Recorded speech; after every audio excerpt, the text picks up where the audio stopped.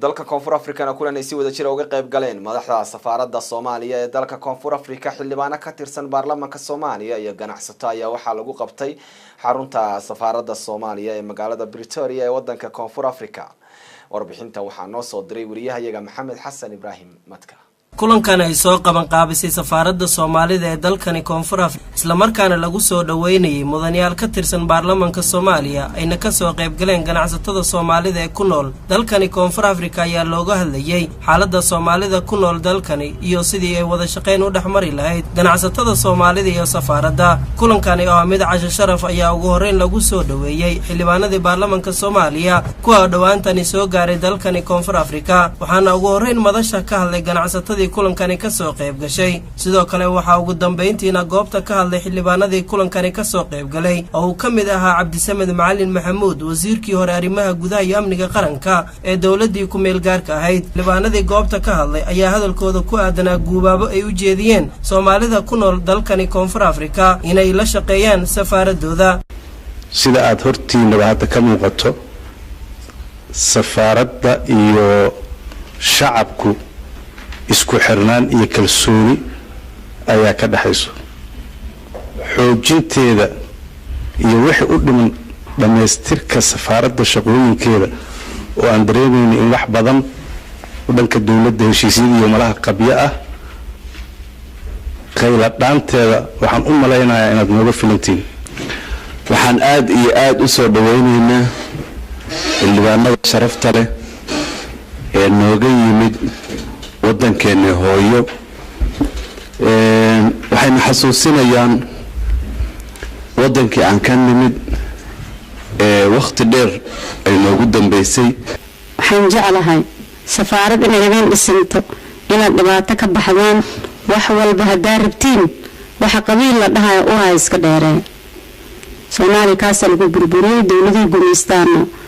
dhahay qabiilka jecesha qabiilka la isku diro taas aniga ku nuuxsanaya wax qabiilka la dhahay iska ilaaliyo. Soomaaliya sida suntiinba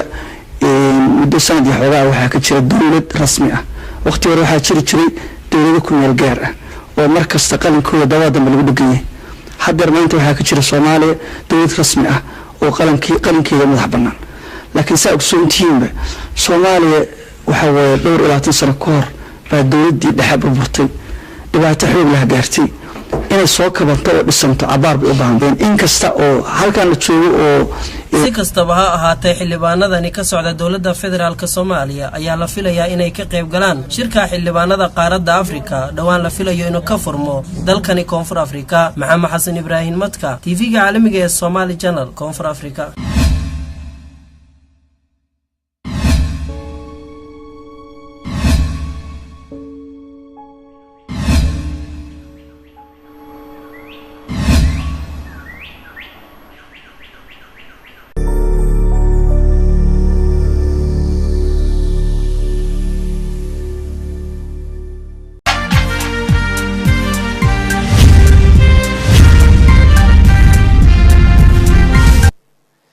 dalka Koonfur Afrika kulan ay si wada jir uga qayb galeen madaxda safaaradda Soomaaliya ee dalka Koonfur Afrika xildhibaano ka tirsan baarlamaanka Soomaaliya iyo ganacsato ayaa waxa lagu qabtay xarunta safaaradda Soomaaliya ee magaalada Pretoria ee wadanka Koonfur Afrika.